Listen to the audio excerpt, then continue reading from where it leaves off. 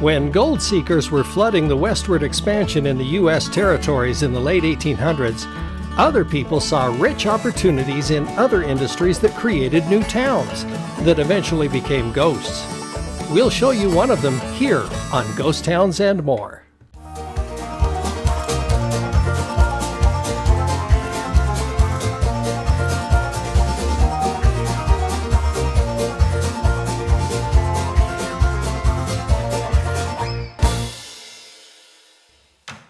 In the richly forested areas of northeastern Oregon, several mining camps were established that brought about changes all over the region from a burgeoning growth of logging. Timber was in high demand, and the Pacific Northwest had lots of it. Savvy entrepreneurs saw plentiful opportunities to take advantage of all the mountains had to offer.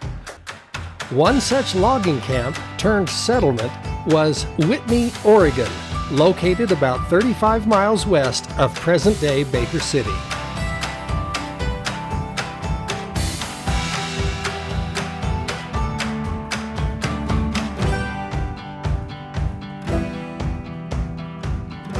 With the rapid development of mining towns in Sumter Valley, a railroad was built to haul ore and other supplies in and out of the towns. This opened the doors for better access to the timber industry.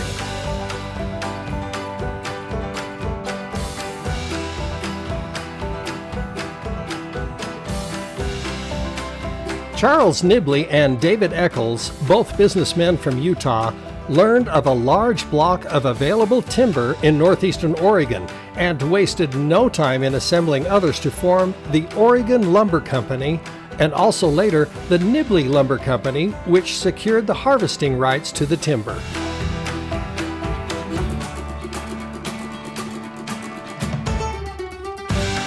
In no time, logging activity picked up in the region, and one of the more promising areas located in the Sumter Valley had a good water supply and a good location for a mill, along with plenty of workers.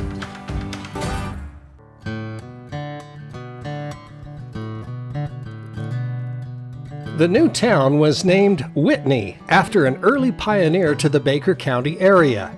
The new settlement was platted, and a post office was established on May 25, 1901. Less than a week later, the Sumter Valley Railroad extended its tracks, which reached the town on June 1st.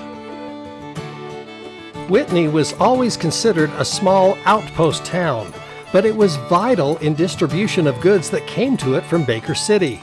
The population rose to about 150 people during that time, and the town was the main staging area for timber harvesting in the nearby hills. The life of a logger was described as rugged and very labor-intensive.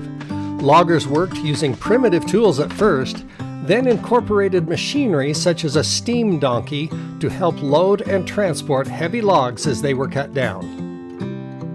A large mill was built in Whitney where the logs were cut into lumber, then shipped all over the country and beyond. For a time, the industry could barely keep up with demand as lumber was the prime building material for structures going up all over the country.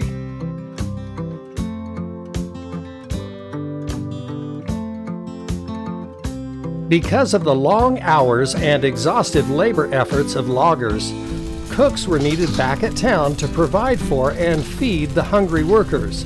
Much of how life in the town progressed was structured by the logging business, in that many towns such as Whitney operated more or less as company towns.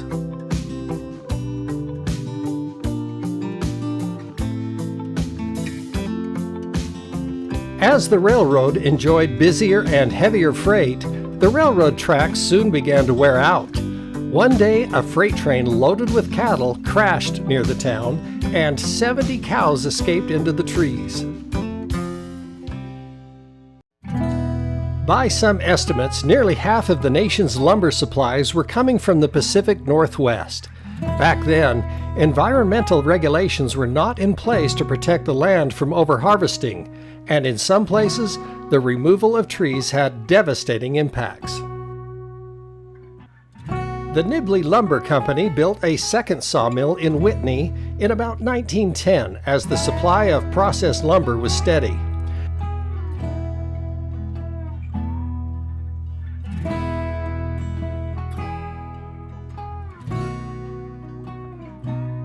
Then in 1918, a fate that befell so many mining towns of the West struck Whitney as a devastating fire consumed the first mill that was built.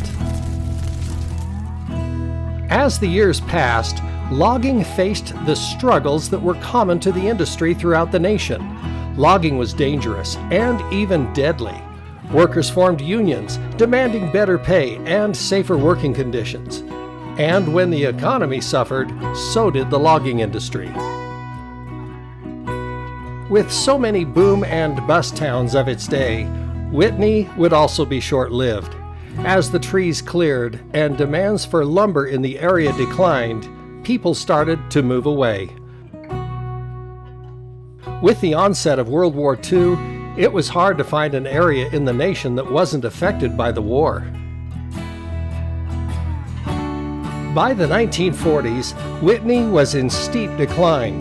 The post office closed on September 7, 1943, and rail passenger service also dropped off. Instead of riding in passenger coaches on the train, people rode in the caboose now that most rail service was reduced to only freight. The last train to roll on those rails did so on April 11, 1947, and the tracks were taken up later on.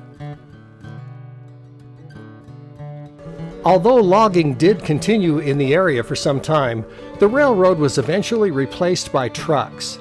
Much of the equipment used in Whitney was taken to Baker to be sold for scrap.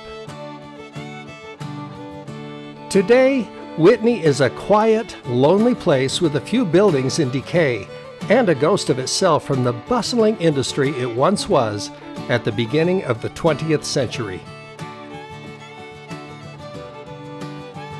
Even though Whitney has faded into the past, the nearby semi-ghost town of Sumter had a portion of the Sumter Valley Railroad restored, where visitors can ride the train and see the beautiful surroundings.